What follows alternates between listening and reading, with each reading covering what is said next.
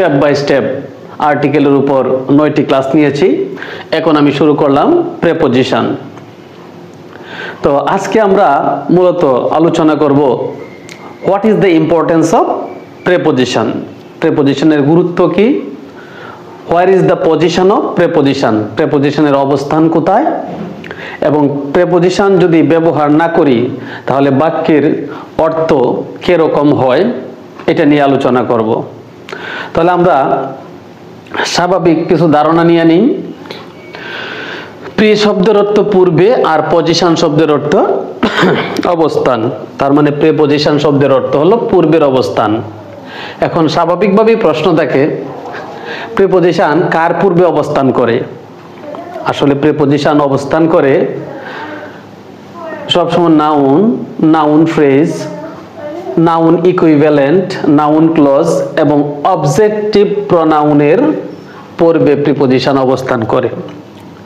তো প্রিপোজিশন অবস্থান করে বাক্যের যে অন্যান্য ওয়ার্ডগুলা রয়েছে ওই ওয়ার্ডগুলার সাথে একটা সম্পর্ক স্থাপন করে। এটা হচ্ছে প্রিপোজিশনের কাজ। তো প্রিপোজিশনের আরেকটা কাজ হলো প্রিপোজিশন জানার উপকারিতা কি। প্রিপোজিশন জানলে আমরা অনেক মডিফায়ার বাক্যের মধ্যে যোগ করতে পারি, একটা বাক্যকে অনেক ইনফরমেটিভ বানাইতে পারি এবং বড় বাক্য লিখতে পারি। যারা প্রিপোজিশন কম জানে ওদের বাক্যগুলা খুব ছোট ছোট হয় এবং স্ট্যান্ডার্ড লেখা তারা লিখতে পারে না। তো আমরা একটা এক্সাম্পল হিসেবে দেখি, মাই গ্র্যান্ডফাদার ওয়াজ কিল্ড, আমার দাদা নিহত হয়েছিলেন বাই এ গ্যাং অফ রোবার, একদল ডাকাত কর্তৃক, উইথ গানস, বন্দুক দ্বারা, বিহাইন্ড আওয়ার হাউস, আমাদের বাড়ির পেছনে, on the bank of the river, নদীর পারে, আন্ডার দ্য ম্যাঙ্গো ট্রি, আম গাছটার নিচে, এট 2:00 AM, মানে রাত 2টোয়, রবিবার দিন 10 তারিখ জুন মাসের 2024 সাল। তাহলে আমরা 2024 সালের জুন মাসের 10 তারিখ রবিবার দিন রাত 2টোয় আমাদের বাড়ির পেছনের আম গাছের নিচে বন্দুক দ্বারা একদল ডাকাত কর্তৃক আমার দাদা নিহত হয়েছিলেন।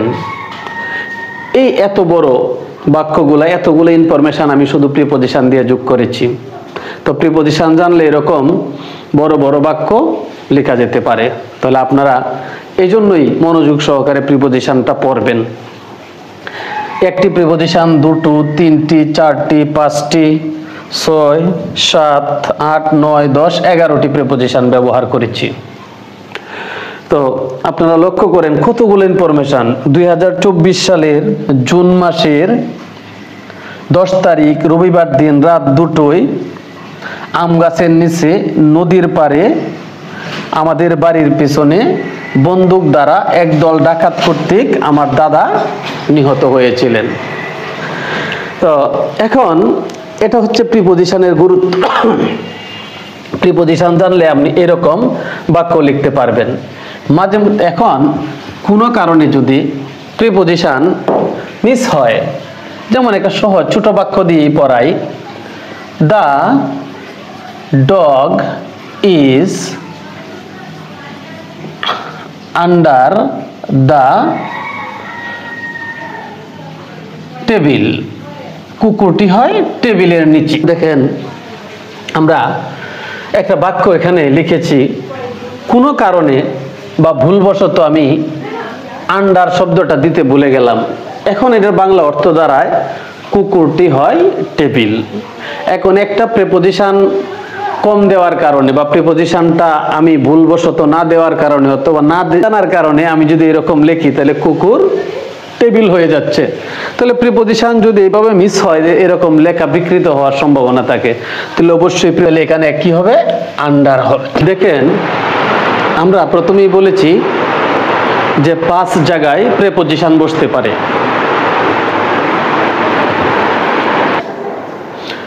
দেখেন কোন কোন জায়গায়, যে রানা লুকড এট শফিক, রানা কার দিকে তাকিয়েছিল, রানা শফিকের দিকে তাকিয়েছিল। দেখেন এখানে শফিক হচ্ছে নাউন, তার মানে প্রিপজিশন নাউনের পূর্বে বসতে পারে। রানা লুকড এট মি, দেখেন মি হচ্ছে একটা অবজেক্টিভ প্রনাউন, প্রিপজিশন অবজেক্টিভ প্রনাউনের পূর্বে বসতে পারে। তারপরে দেখেন রানা ওয়ার্কড, কাজ করত, এট এ বিগ কোম্পানি, এই যে বিগ হলো অ্যাডজেক্টিভ, কোম্পানি হলো নাউন, এই সবটা মিলে হলো একটা নাউন ফ্রেজ। তাহলে এই আর্টিকেলটা সহ হলো একটা নাউন ফ্রেজ। তো নাউন ফ্রেজের পূর্বে প্রিপজিশন বসতে পারে। এরপরে দেখেন রানা ইজ এক্সপার্ট, কোন কাজে এক্সপার্ট? In swimming. ছিল সুইম ভার্ব, ভার্বের সাথে আইএনজি যুক্ত করার পর একই সাথে ভার্ব এবং নাউনের কাজ করে, তখন এটাকে আমরা জেরান্ড বলি। জেরান্ড নাউনের সমতুল্য, কারণ নাউন যে সব জায়গায় বসতে পারে, জেরানও সেই জায়গায় বসতে পারে। তাহলে আমরা বলতে পারি noun equivalent. Rana is satisfied, Rana সন্তুষ্ট, উইথ নিয়া হোয়াট হি হ্যাজ, তার যা আছে। এই যে দেখেন উইথ হোয়াট হি হ্যাজ, এই যে একটা clause, subordinate clause. Subordinate clause আবার তিন প্রকার, noun clause, adjective clause, adverbial clause. যেহেতু স্যাটিসফাইড এরপরে উইথ প্রিপজিশন আছে, প্রিপজিশনের পরে যে ক্লজ বসবে আমরা তাকে বলি নাউন ক্লজ। এখন যারা ক্লজ বুঝেন না তাদের জন্য এই যে এটা বোঝা একটু কঠিন হয়ে যাবে, তবে বলে দিই ক্লজ এমন একটা শব্দগুচ্ছ যার একটা সাবজেক্ট থাকে, একটা ফাইনিট ভার্ব থাকে। ফাইনিট ভার্ব কি? যে ভার্ব দেখে টেন্স চেনা যায়, যে ভার্ব সাবজেক্টের পার্সন নাম্বারের উপর রূপটা নির্ণয় হয়, যে ভার্বের তাকে ফাইনিট ভার্ব বলে।